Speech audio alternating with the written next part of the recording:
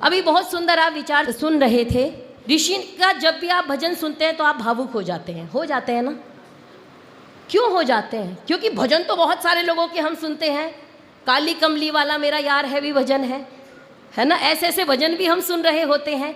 क्यों हो जाते हैं?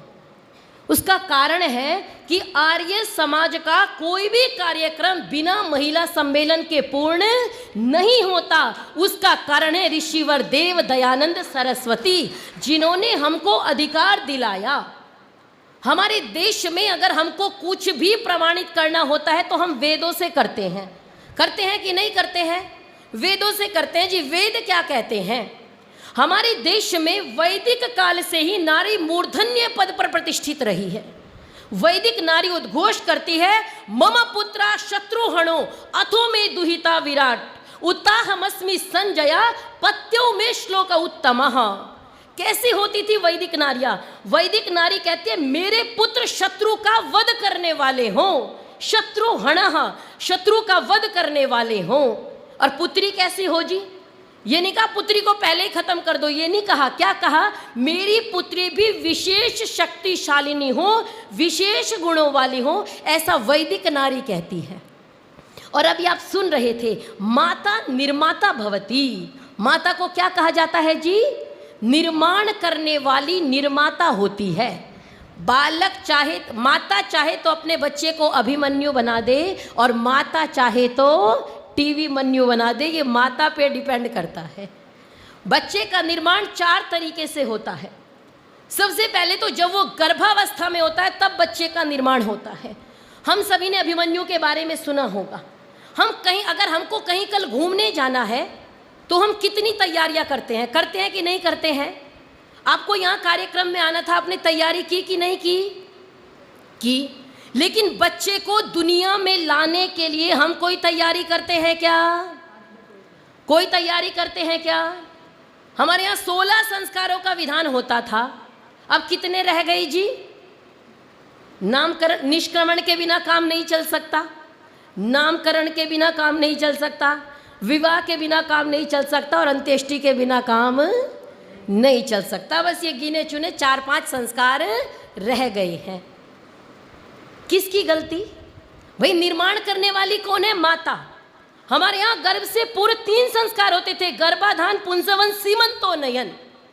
आज हमारे समाज में जो विकृति देखने को आई, उसका कारण है कि प्रत्येक व्यक्ति अपने अधिकार तो जान गया, लेकिन अपने कर्तव्य को जानना भूल गया। कर्तव्य नहीं जानता।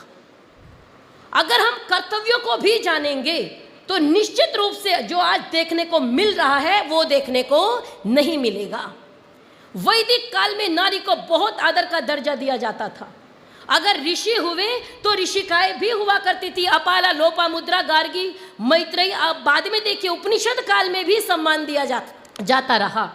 लेकिन मध्यकाल ऐसा आया कि हमारे देश में हम गुलाम हुए, परतंत्र हुए, तो वो सबके ही लिए कष्ट का समय था, लेकिन नारी के लिए और ज़्यादा कष्ट का समय था।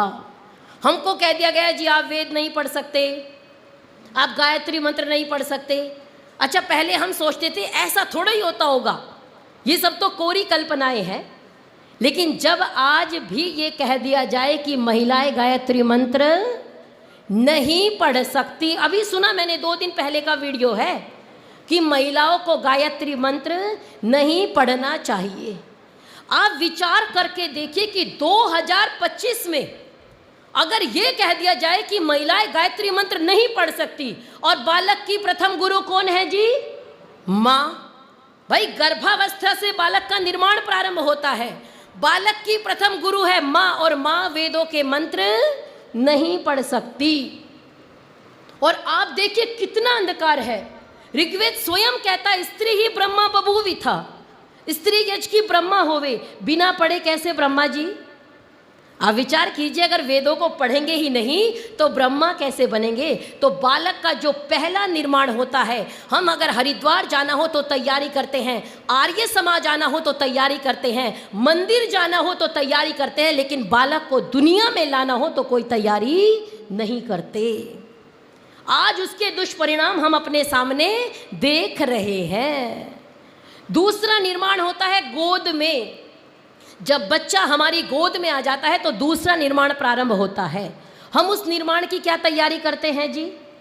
कोई तैयारी नहीं करते। और अब तो परिवार ही नहीं बचे, 2 लोग मिलके बच्चे को पाल रहे हैं। हस्बैंड जॉब पे जाते हैं तो वाइफ पालती है, वाइफ जॉब पे जाती हैं तो हस्बैंड पालते हैं। पहले बच्चे सबके साथ रहते थे, खुश रहते थे, प्रसन्न रहते थे। अब हमने अपने बच्चे को बना दिया बस उसको एक व्यक्ति चाहिए केवल। और अब तो हम बच्चे भी नहीं पालते। कौन पालता है? आया। कौन पालती है जी? आया। हम किसको पालते हैं? कुत्ते को। हम किसको पालते हैं? कुत्ते को। कुत्ता हमारी गोद में और बच्चा किसके पास? आया के पास। तो निर्माण कुत्ते का करना है या बच्चे का करना है? भाई कुत्ते की सेवा करो। आजकल डॉग लवर बहुत दुनिया में हो गए हैं, लेकिन कुत्ता कुत्ता ही रहेगा। कुत्ते को इंसान नहीं बना सकते। इंसान को इंसान नहीं बना रहे, लेकिन कुत्ते को इंसान बनाने की तैयारी है। और ये केवल हमारा समाज अगर मैं सबको कहूं केवल सनातन धर्मी कर रहा है और कोई नहीं कर रहा।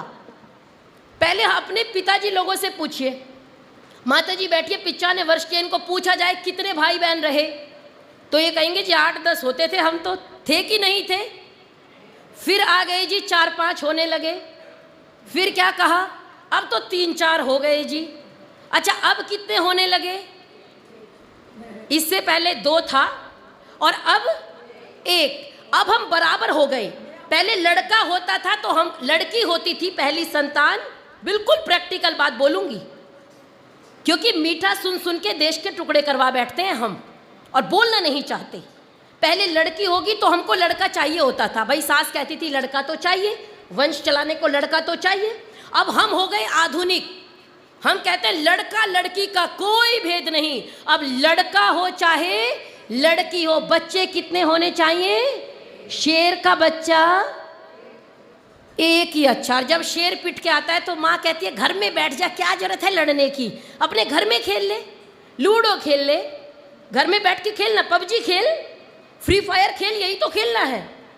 फ्री फायर खेलने वाली संतान आप अपेक्षा करो ऑपरेशन सिंदूर में जाके लड़ेगी तो हो नहीं सकता।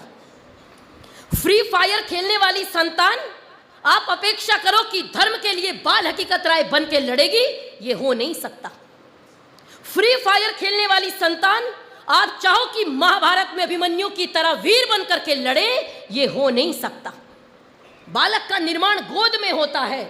अरे माता मदालसा ने निर्माण किया था, शुद्धोसी बुद्धोसी निरंजनोसी संसार माया परिवर्जितोसी संसार स्वप्नम त्यज मोह निद्राम मदालसा एवं उवाच पुत्रम। ऐसा कहकर के अपने पुत्र सन्यासी बना दिए।